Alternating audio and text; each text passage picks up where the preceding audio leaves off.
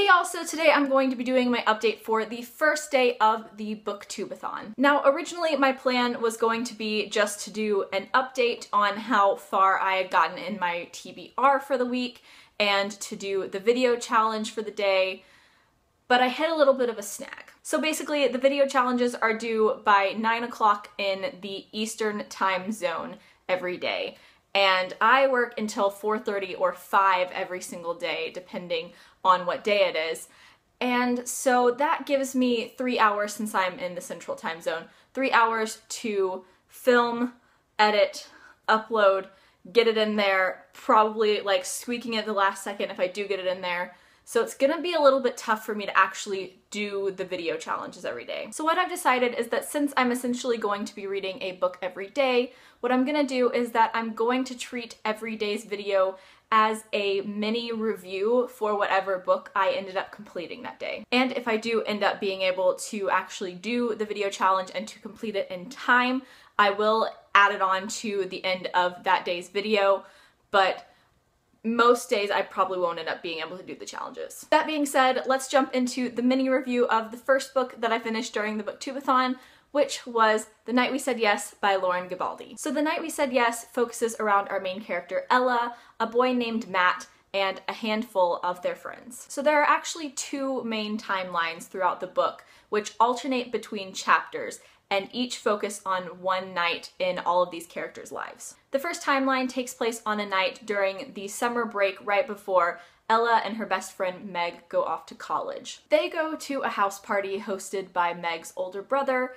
and there they run into a boy named Matt, who they have a pretty interesting history with. The second timeline takes place exactly a year before the present day timeline of the book, on the night when Ella and Matt met.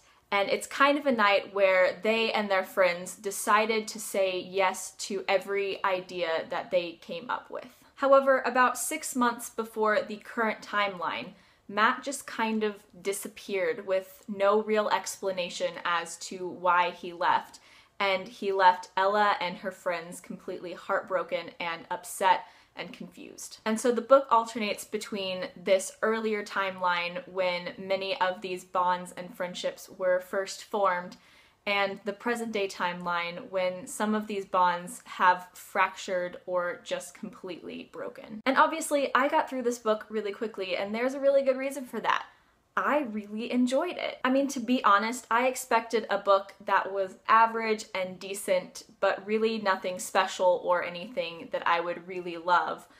But I was very pleasantly surprised. I personally really liked a few of the characters. I am very biased toward like musicians and people in bands, so that's not surprising at all, but I really like the characters, especially the main male character, Matt. I also really enjoyed the dual storylines. The storylines purposely parallel each other in many different ways, and I found it really interesting to see the events of the year before the present day plot, and then to see how they were kind of twisted and turned on their head a year later. And it was especially interesting because many of the friendships and relationships going on within both of these storylines are vastly different in each one, and it's very interesting to see how the characters interact at these very different points in their lives. I also thought it was really great how Lauren Gibaldi gets you to really care about these characters within the book. Because I'm typically really annoyed when characters do stupid teenager stuff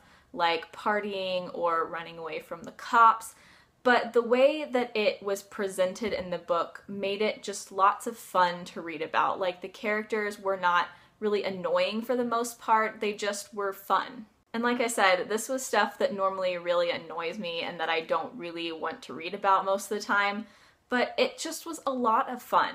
Like, I would say that even though there were a lot of emotional parts in this book, it was just a lot of fun. And I definitely found myself sitting there reading it with this giant goofy grin right across my face because I was just really having a great time reading it and really enjoying it. Now, the book is not without its problems. There were definitely some really cliche things that happened that kind of had me rolling my eyes, but they were never prevalent enough that it made me stop enjoying what I was reading. The bigger problem I had with it was that there were a couple instances where buzzed/drunk driving occurred and it wasn't brought up to be a problem, like the characters just kind of went along with it. Now there was at least one instance that I remember where someone did put a stop to potential buzzed/drunk driving, but I do remember distinctly at least one or two instances where characters had been drinking and then started driving, and it wasn't really brought up that they were driving while under the influence,